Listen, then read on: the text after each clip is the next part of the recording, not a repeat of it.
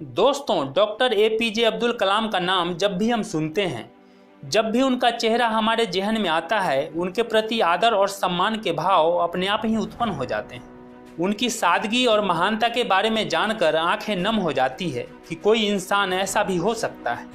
आज मैं आपको उनके जीवन से जुड़ी कुछ ऐसी बातें बताऊंगा जिसे जानकर, जिससे प्रेरणा लेकर आप भी अपने जीवन को सही मायने में सफल और सार्थक बना सकते हैं। एक बार जब अब्दुल कलाम इसरो के बहुत ही महत्वपूर्ण प्रोजेक्ट पर काम कर रहे थे, तो एक दिन कलाम के चेंबर में एक वैज्ञानिक ने आकर उनसे अनुरोध किया कि क्या वह आज शाम 5 बजे काम खत्म करके घर जा सकता है, क्योंकि उसने अपने बच्चों को आज प्रदर्शनी ले जाने का वादा किया है। कलाम ने उसे अनुमति दे दी। वह वैज्ञानिक खुशी खुशी फिर काम पर लग गया। उसके बाद वह वैज्ञानिक काम में इतना लीन हो गया कि उसे अपने बच्चों से किए वादों का भी ख्याल नहीं रहा।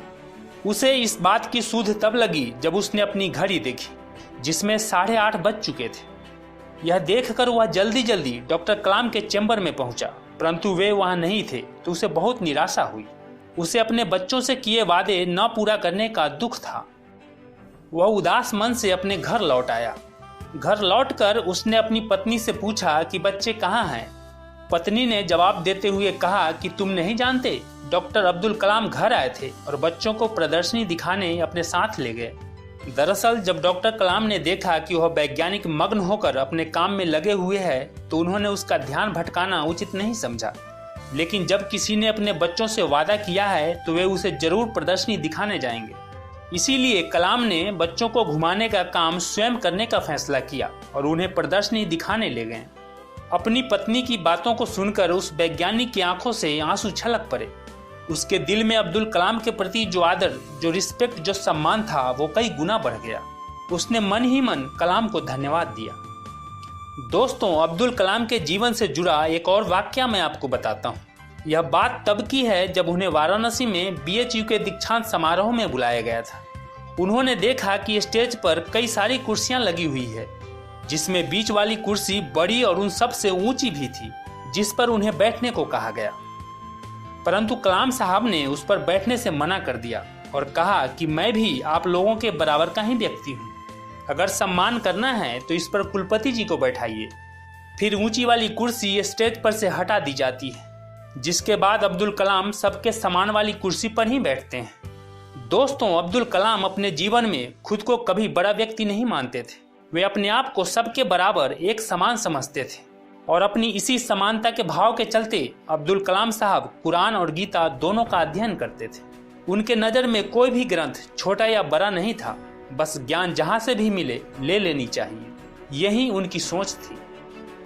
दोस्तों, राष्ट्रपति बनने के बाद डॉक्टर अब्दुल कलाम त्रिवेंद्रम की अपनी पहली यात्रा के दौरान वे केरल के राजभवन में ठहरे थे और उन्हें राष्ट्रपति के मेहमान के रूप में किन्हीं 2 लोगों को बुलाने का अधिकार था। तब राष्ट्रपति डॉक्टर कलाम ने अपने 2 करीबी लोगों को मेहमान के रूप में बुलाया। पहला था सड़क के किनारे बैठने वाला मोची और दूसरा एक छोटे से होटल का मालिक। दोस्तों, अब्दुल कलाम का संपूर्ण जीवन इंस्पिरेशन की वो पावर हाउस है जिससे कोई भी व्यक्ति बहुत कुछ सीख सकता है। अपने अंडर काम करने वाले वैज्ञानिक के बच्चों को प्रदर्शनी दिखाने की बात हो, या दीक्षांत समारोह में एक समान कुर्सी पर बैठने की बात हो, या फिर राष्ट्रपति मेहमान के रूप में सड़क के किनारे बैठने वाले मोची और छोटे से होटल के ऑनर को बुलाने की बात हो, इन सब से ये बात साफ झलकती है कि अब्दुल कलाम किसी को भी अपने से छोटा नहीं समझते थे और यही बात उनको और महान बनाती है। छात्र हों, युवा हों या कोई और, हम सभी को अब्दुल कलाम से सीख लेते हुए किसी को भी अपने से छोटा समझने की भूल नहीं करनी चाहिए, क्योंकि हर इंसान में इतनी क्षमता होती है कि वह अपनी स्थिति, अपने हालात को बदल सकता है। आज जिसे आप अपने से छोटा और कमजोर समझने की भूल करते हैं, कल को वह अपनी मेहनत, अपने कर्म और अपने परिश्रम से कहां पहुंच जाएगा, कोई नहीं जानता।